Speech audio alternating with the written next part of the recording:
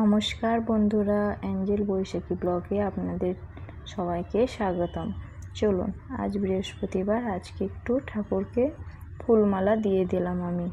চলুন এরপর চলে যাব রান্নায়। চলুন আজ একটু ইলিশ মাছ রান্না করব। তো ইলিশ মাছ রান্না করছি আমি। প্রথমে ইলিশ মাছগুলোকে ভালো করে ধুয়ে নিচ্ছি। ধুয়ে নেওয়ার পর সর্ষেটা আছে, সর্ষেটা একটু ভালো করে ধুয়ে রেখে দিলাম। জলে ভিজিয়ে এবার রেখে দেবো সর্ষেটাকে ভালো করে ধুয়ে। চলুন, মাছগুলো আমার ভালো করে ধোয়া হয়ে গেলে আমি মাছগুলোতে একটু নুন আর একটু হলুদ আমি মাখিয়ে নেবো, ম্যারিনেট করে রাখবো আমি। আর ইলিশ মাছের একটু তেলও বেরিয়েছে আর একটু ডিমও বেরিয়েছে। চলুন, প্রথমে দিয়ে দিলাম নুন, এরপর দিয়ে দেবো একটু হলুদ, দিয়ে ভালো করে মাছটাকে আমি মাখিয়ে নেব। চলুন, ওইদিকে আবার আমি ভাত বসিয়েছি আর একটু ওল ছিল বাড়িতে, ওলটা একটু কেটে ভাতেতে দিয়ে দিয়েছি। আগের দিন আমাদের রান্না পুজো ছিল, তার জন্য একটু ওল ছিল, সেই ওলটা রয়েছে, আমি ভাতে দিয়ে দিয়েছি।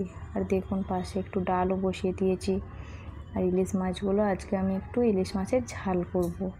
আজকে আর ভাপা করছি না, আজকে একটু ঝালই করব। মশলা দিয়ে, সর্ষে বাটা দিয়ে আমি ইলিশ রান্না করব। তো ভাতটা দিলাম, ভাতটা আর একটু হবে।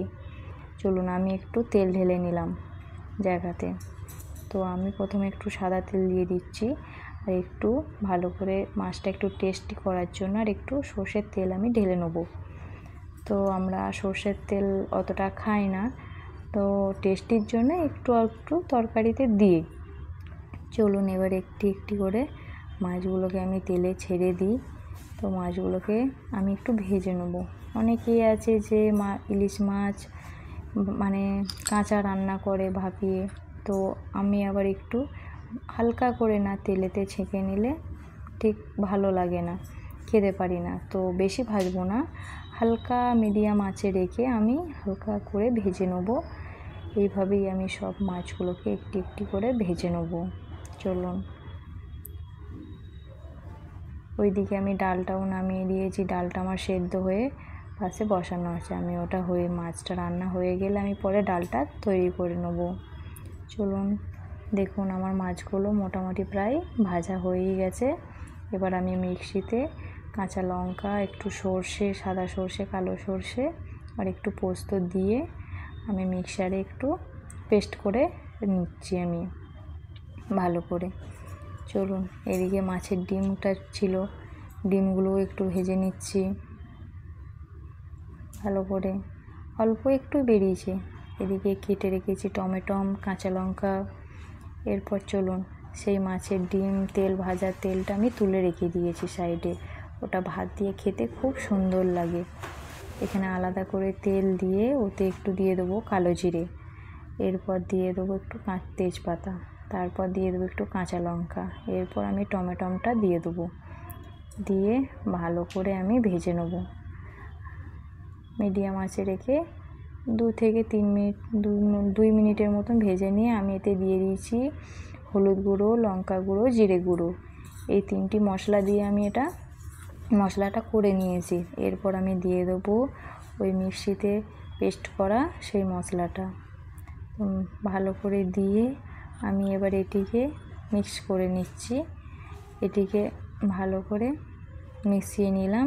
এবার যখনই দেখবেন যে তেল ছেড়ে যাচ্ছে, বুঝে যাবেন যে আমার মশলাটা রেডি। মাছটার জন্য আমার মশলাটা মোটামুটি রেডি হয়ে গেছে।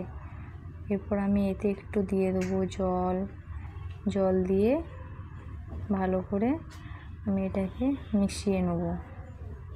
তারপর এতে দিয়ে দেবো একটু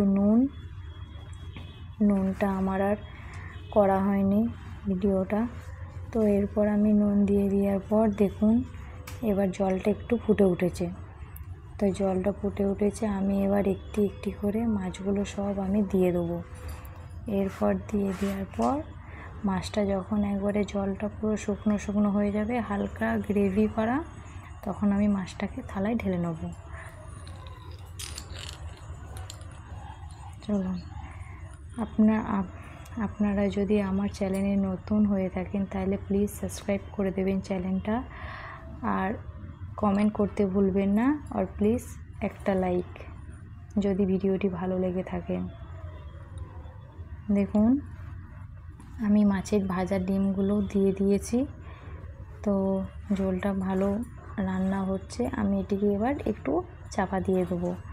চাপা দিয়ে আমি একটু এটিকে রান্না করব, কারণ মাছটা আমি খুব কড়া করে ভাজিনি, তো ওই জন্যই একটু চাপা দিয়ে আমি রেখে দিলাম। চলুন দেখুন আমার মাছটা প্রায় রেডি। এদিকে ডালটাও মোটামুটি আমার রেডি হয়ে গেছে, আর এদিকে ভাতটাও হয়ে গেছে। চলুন আমার মোটামুটি প্রায় রেডি। তো আজকের মতন এখানেই। নমস্কার বন্ধুরা।